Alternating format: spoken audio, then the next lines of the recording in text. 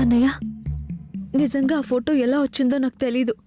కనీసం నువ్వైనా నన్ను నమ్మన్నయ్య, ప్లీజ్.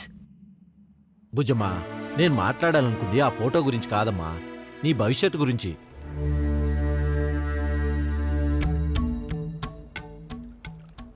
బుజ్జమ్మా, ఎప్పుడు ఆనందంగా ఉండే ఇంట్లో మొదటిసారి ఏడుపులు వినబడుతున్నాయి, కన్నీళ్లు కనబడుతున్నాయి. ఇవన్నీ పోయి తిరిగి మన ఇంట్లో నవ్వులు రావాలంటే ఏదో ఒక శుభకార్యం జరగాలి.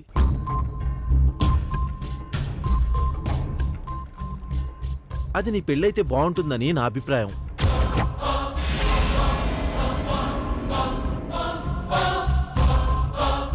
ఏమంటావు బుజ్జమ్మా?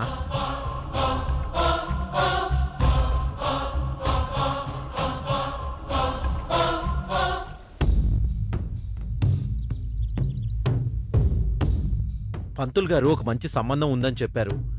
మరి నీ అభిప్రాయం ఏంటో చెప్తే రేపొకసారి వాళ్ళని రమ్మని కబురు పెడతాను.